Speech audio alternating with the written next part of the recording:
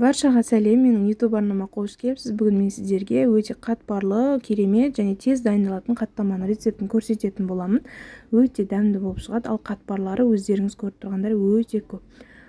Ыдысқа салқын суымызды құйып, үстіне тұз саламыз, разрыхлитель саламыз және де кішкене араластырып жібереміз. Тұзы ерігенше кейіннен ерітілген сары май құямыз. Үстіне барлық заттың мөлшерін описание қалдырамын. Міндетті түрде описанияны қарап шықсаңыздар болады, сол жерден көріп аласыздар. Енді үстіне еліктен өткізген ұн қосамыз. Кейіннен қолмен жақсылап қамыр илейтін боламыз, қыздар. Қатты емес, жұмсақ емес, осындай қамырша дайын болады. Бізде қамырды жақсылап кішкене демалдырып алып, осылай жайып шығамыз. Менде өте үлкен болды. Сіздер қыздар үлкен қылып жай алмаймын десеңіздер, екіге бөліп жайсаңыздар болады. Дәл осы қалыңдықта жаятын боласыздар, қыздар. Кейіннен үстіне ерітілген сары май, маргарин жақсаңыздар болады. Менде бұл жерде ерітілген қойдың майы, қыздар. Осыны дәл енді видеодағыдай қылып орасаңыздар, сіздердің қатпарларыңыз өте керемет болып шығады. Бірінші бір бетін алып, екінші бетіне жабатын боламыз. Дәл видеодағын жақсылап мұқият қарап алыңыздар.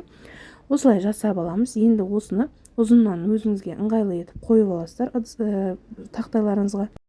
Ендігі орайтын жерінде барлық жеріне қайта май жағып тұратын боламыз. Осы ортасына май жағып, тағы да бір бүктейміз. Ортасынан дәл осы жерде көрсетілгендей етіп, дәл осы қалыпта орасаңыздар, қатпарлары өте керемет, дәмді болып шығады, қыздар. Енді тағы да майлап аламыз. Осы бетінде май жағып аламыз. Барлық жеріне біркелкі етіп жағуға тырысыңыздар. Дәл осылай жасап орай береміз, қыздар. Енді осы дайын болып тұрған қамырымызды тағы да дәл осылай 3 бөлікке бөлдім мен. 3 бөлікке бөлгенімен 4 штук қаттама шықты. Өзіңіздің пісіретін табаларыңызға ыңғайлап бөліп ала берсеңіздер болады.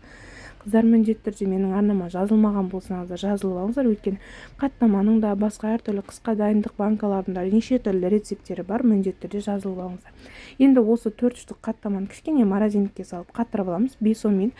Одан кейін қатқаннан кейін доп-домалақ етіп жайып, осылай жайып аламыз да табамызға май құямыз. Кішкене май құйып, екі бетін 5-5 минуттан пісіріп алатын боламыз, қыздар. Бетін жауып тұрып пісіріңіздер, сол кезде әдем болып ісіп, көтеріліп, әдем болып піседі, қыздар. Піскен кезде бетіне кішкене шекер сәуіп жүрсеңіздер де болады. Өте дәмді, керемет болып шығады. Және де жасалуды өте оңай, көп күтпейсіз. Міндетті түрде жасап көріңіздер. Менімен болғандарыңызға рахмет. Қазақша каналдың дамуына үлес қосып, міндетті түрде каналыма жазылып, комментарий жазып кетіңіздер.